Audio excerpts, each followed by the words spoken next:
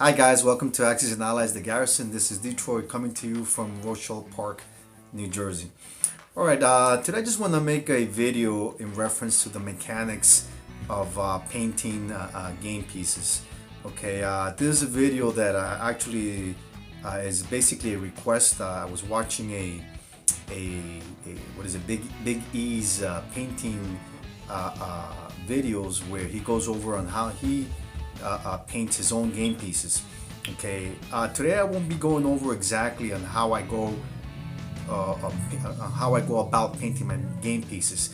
This video is more about the mechanics, okay, of how it is that I actually paint my game pieces, which is somewhat different. Okay, so basically it's just not a disclaimer, but a heads up as far as to actually how I go about painting my game pieces here at the Garrison. Okay, so here what I'm doing, guys, is that I'm actually just priming and basing my German submarines that I received from Historical Board Gaming. Let me show you. Here you have a U-boat. Okay, as you can see, it has not yet been painted at all. Okay, so what I do in the painting process is that before I do anything, I first prime and base the painted game piece. It's actually just very simple thing to do. It's just apply the paint, okay, liberally all over the surface of the miniature.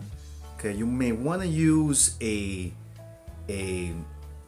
brush that has a thick brush head. Okay, our reason is that this type of brush makes it easier to apply the paint on the surface of the miniature. Okay, you don't want to use a very thin brush because you're not detailing the miniature at this time. All that you're doing right now is just applying the paint on the surface of the miniature. Okay, some guys, I guess professional painters, like to wash their miniatures with soap and water. Reason being that they argue or claim that there's a lot of residue, oil and dirt and grime that sometimes is left over from the manufacturing process. Okay, I'll be honest with you, I don't do that at all. And my reason for that is that it's just one more step in the painting process. So if you can simplify your painting, it can make the whole process easier. So having to wash your game pieces with soap and water, then soak them and then dry them with either with a cloth or a paper towel, it can be time consuming. So I just don't even bother with that. And I'll be honest with you, in all the time that I've been painting game pieces, it has not been an issue. I find that by the most part, the game pieces from whatever manufacturer you get them from pretty much come clean and cut. Now, however, you will find that at times you have little scabs or excess plastic material on the surface of the miniature that is left over from the manufacturing process. When that happens, I do suggest that you go ahead and get a pair of clippers and just shave them off. Okay, that's an essential. That's something that you got to do. You can't work around that. If you fail to do that and you go ahead and paint the miniature, you're gonna regret it because it will become obvious later. And then come in with the clippers at that point in time, it's too late. It just then makes your work not attractive at all. Not something that you want to look at. It's unappealing. So my suggestion is make sure that you just go ahead and either clip or shave any of the excess plastic that is the result of the manufacturing process. Okay, so what else? Just a few other things that I suggest that you guys do if you choose to paint your miniatures. What I try to do is I avoid working straight out of a bottle. Okay, yeah, I'm just going to talk about what types of paints that I use, but I'll get into that later on. But I avoid working straight out of a bottle, reason being that the paint in a bottle tends to be very thick. Okay, so what I do is I actually have improvised and I've taken these bottom, what is it, can, what is it, the bottom of regular soda cans with a pair of scissors. I cut the bottom end off. I folded the edges, and what I've done is I've created a dish, okay, where I apply my paint.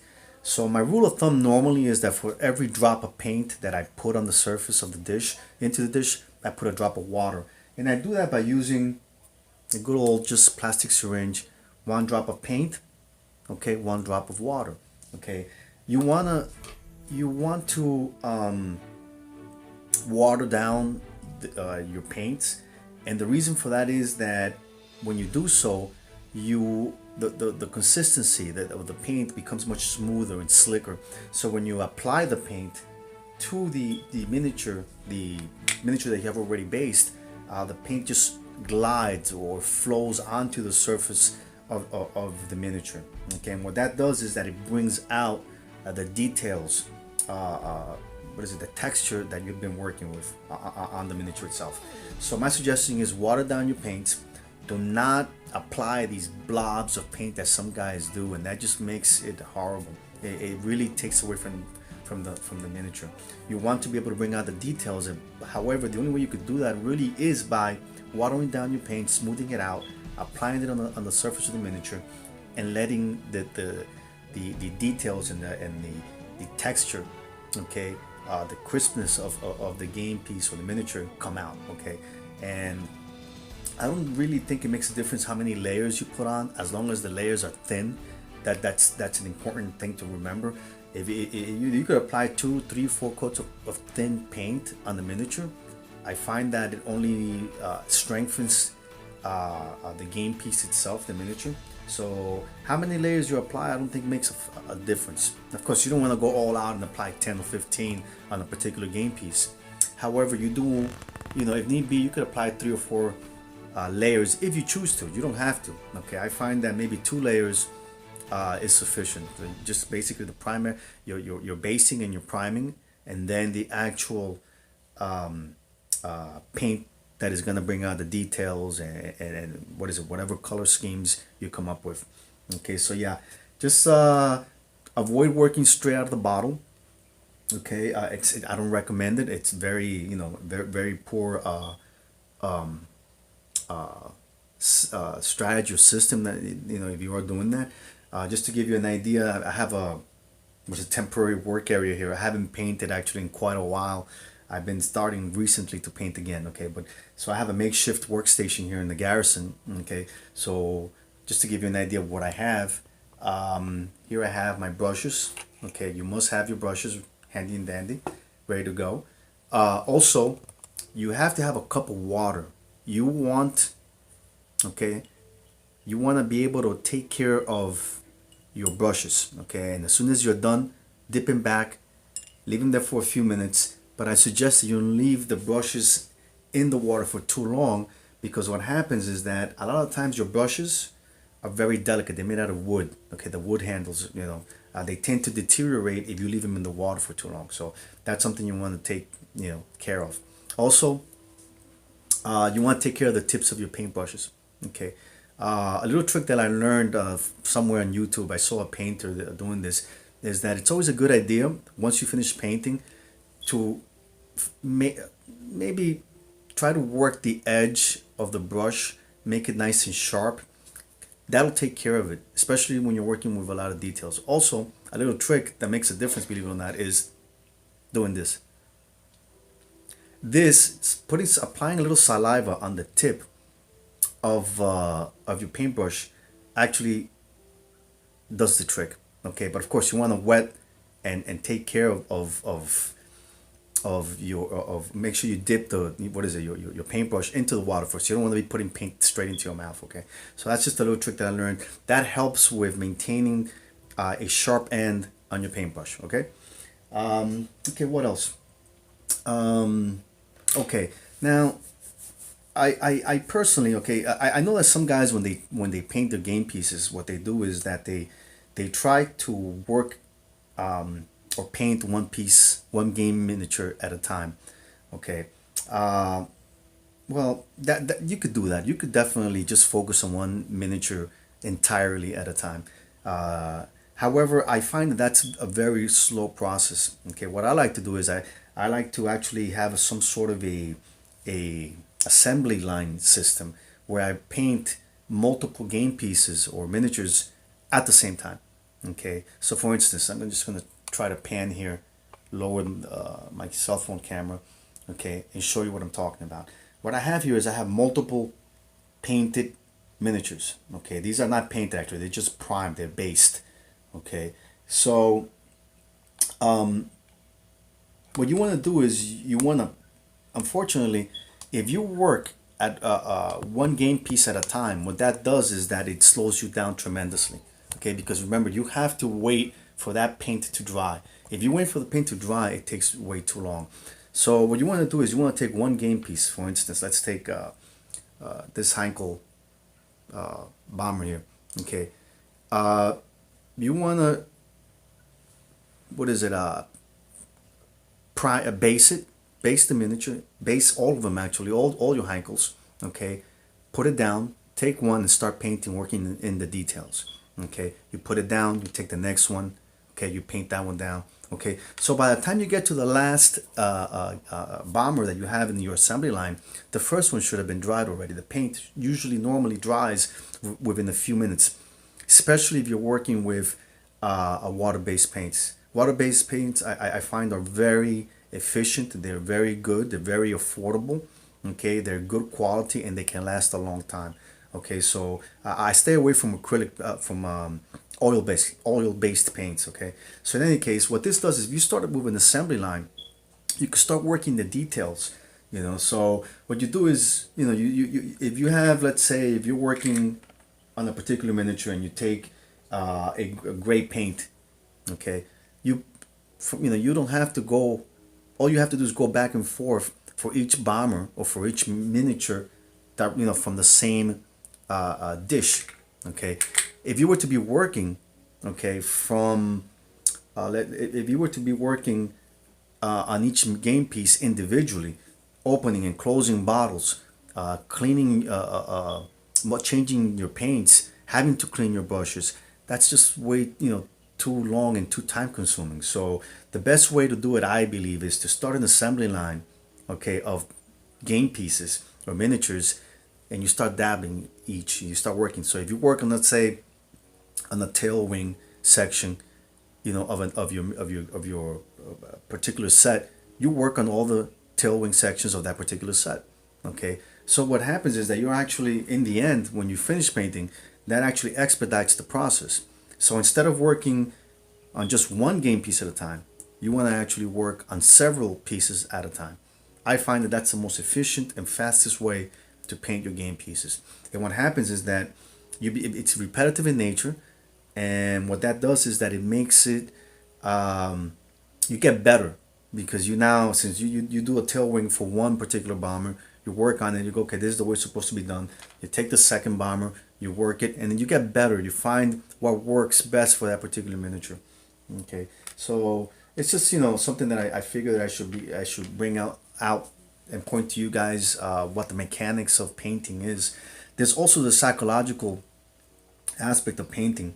I know some guys say, I'm gonna start painting, okay, so they are all hyped up and they're happy that they're gonna paint, and they start painting, and they really don't prepare for the amount of work that is required and commitment that is required to paint a collection of Axis and Allies game pieces. Okay, I find that you have to really prepare and make a commitment. Okay, and if anything, the biggest tool that you can acquire is to have patience. This is a time-consuming hobby. Okay, you have to be persistent, you have to be patient, but it's also very rewarding. Okay, so if you take your time, you're patient, you will finish your collection. The one thing is that you have to make that commitment, you have to make that step. Okay, and I believe that if you do, you'll be okay. Also, just a couple of shout outs. I've learned a few things. I mean, Big E, what an artist. The guy is just extremely talented. I enjoy looking watching his videos. He's very good. I've also learned a few things from him. Also, Sire Blood. The guy is also another guy that is just extremely talented. I mean, whatever this guy does, he does extremely well. Whether it be his game table or his what is it, cards and setup charts and all that. His game pieces, just amazing. Okay,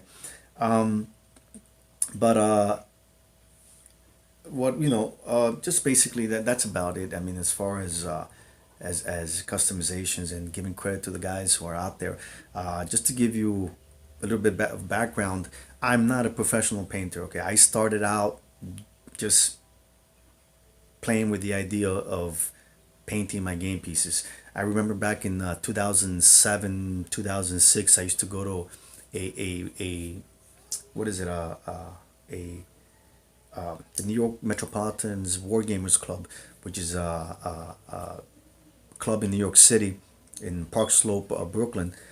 They play all sorts of games, and I was introduced to painting by one of their main guys, a Russian gentleman by the name of Igor.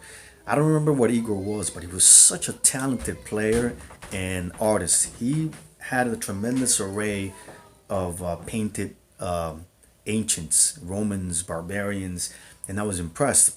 I actually commissioned Igor to paint my ancients collection that I have. I mean, I think I paid him in a period of about a year, close to about $3,000 to paint my game pieces. Okay, so because of his influence and what I saw of what he did, and a few tricks that he showed me also, I made the decision to start painting my game pieces. I started playing with the idea, and like most people, I started painting and not realizing what it entailed. So I first started, and I after about a couple of days of painting, I just quit. I stopped, But me being a guy that is loves Axis and Allies and the game in gaming in general, I decided that I would make the commitment and learn as I go. And my first attempts at painting were not that good. I'll be honest with you. I thought they were okay. I thought they were good, but it turned out that they weren't. I'm sorry, my wife upstairs. So as it turned out, I started painting, and my first couple of painted game pieces were not good at all. They weren't attractive to look at. I even got ridiculed in YouTube when I first showed a couple of my painted pieces. I had some commentaries that were demeaning, and I was somewhat flustered by it. But hey, it's part of the learning process, and I took those commentaries, those criticisms as constructive criticisms, and I improved upon it. I took some of the suggestions that were not exactly nice, that weren't meant, to I believe prop me up, but I took that and I applied, what I learned, not only from my own painting experience, but also from what I learned through criticism or constructive criticisms from a lot of the people that will make commentaries. Okay, now I watched the Big E. The guy is very talented. He's very knowledgeable. I actually, did not realize that there were a lot of systems that you can use to paint your game pieces. I kind of evolved into painting. I wish I could say that you could do this, you could do that, and I guess there is no true way of painting. There are many ways that one can paint. However, I did kind of learn as I went. I learned through trial and error, and slowly but surely I got better, and I can't say that I was taught by anyone in particular or whatever. I just picked up a couple of tips here and there, and I kind of learned by experience, trial and error. Okay, so basically that's about it, guys.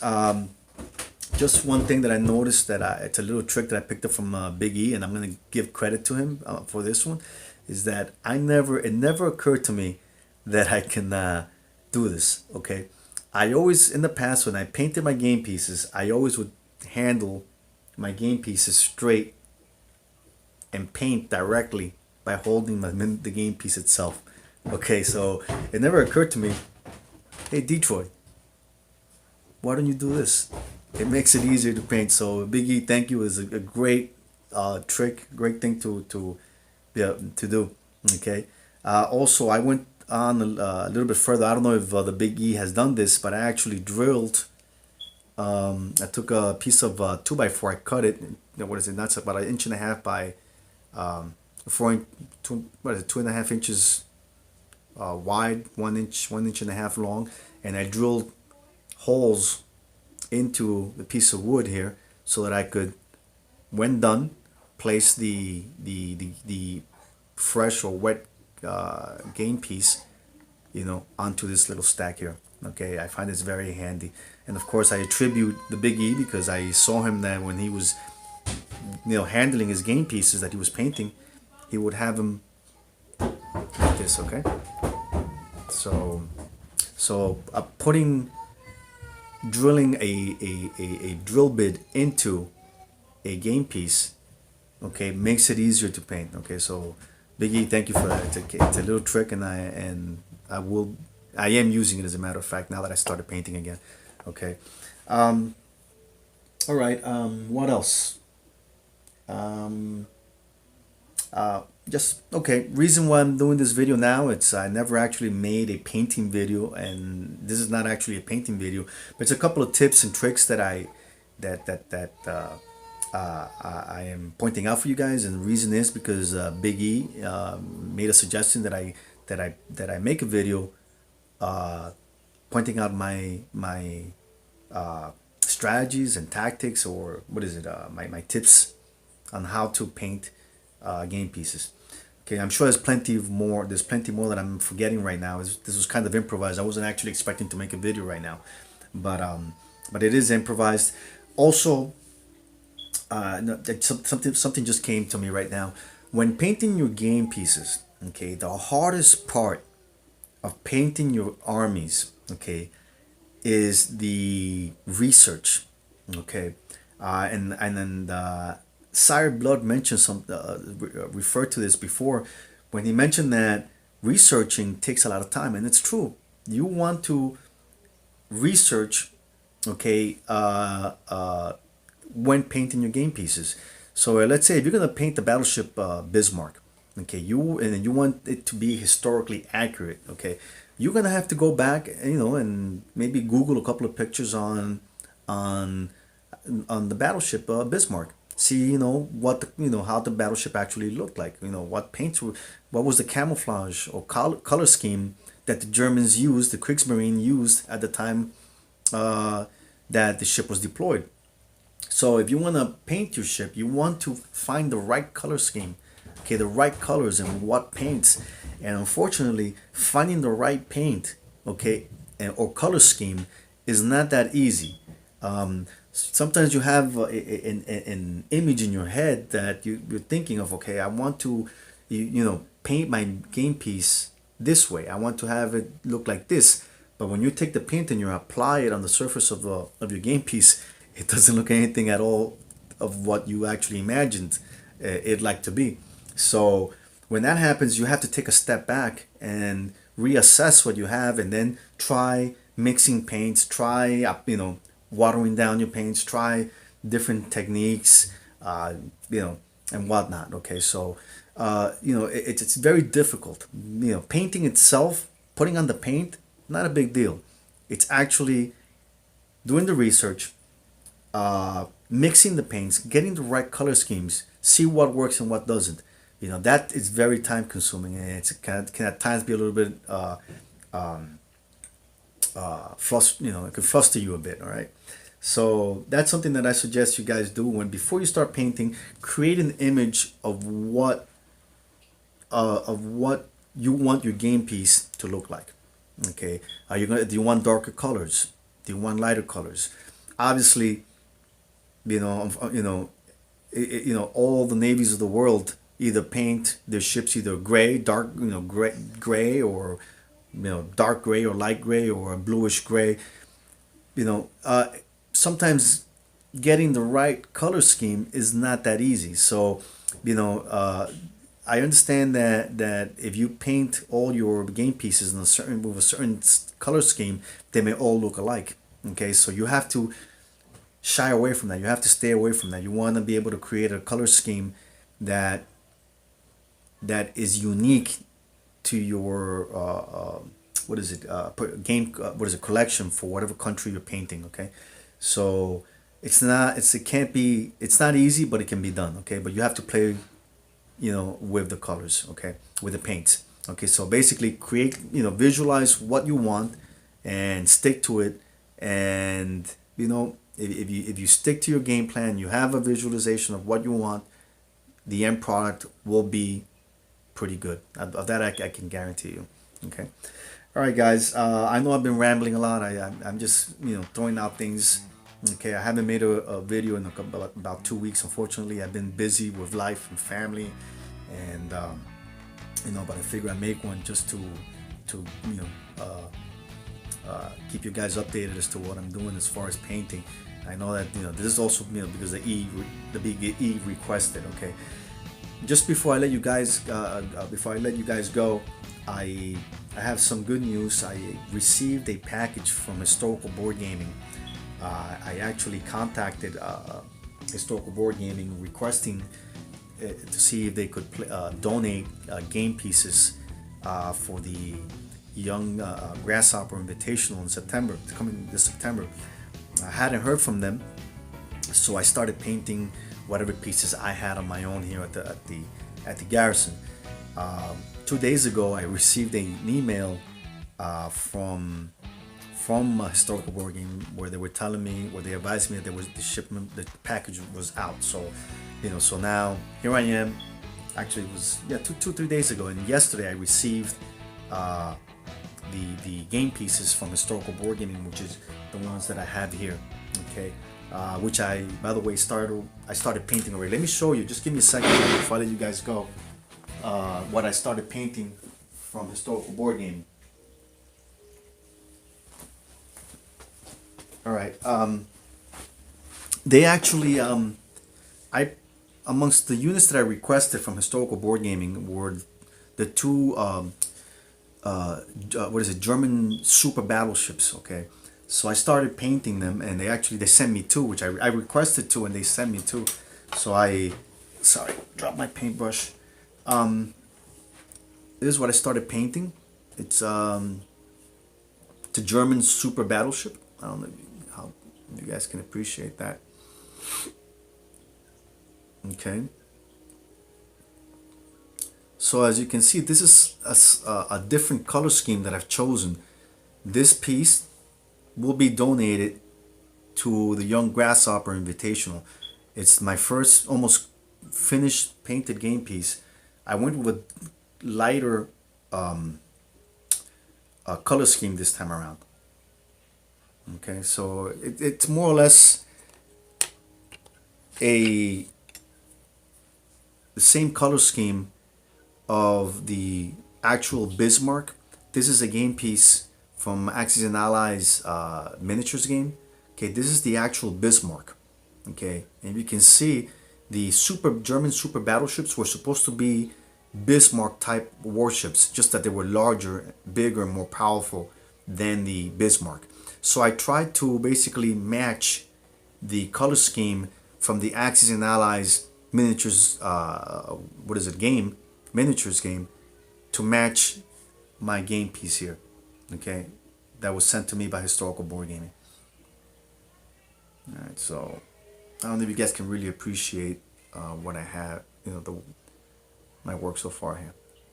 All right, so it's definitely a different color scheme from my previous German pieces. Okay.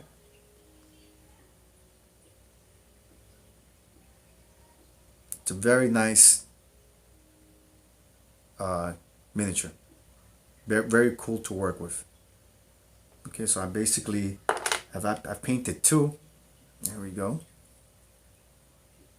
That's another one. Okay, and I've also painted, I'm forgetting the other one. I've painted also a cruiser, an Admiral Hipper class cruiser. This is out of box. Okay.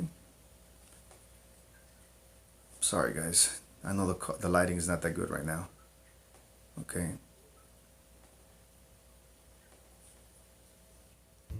Okay, as you can see, it's a different color scheme.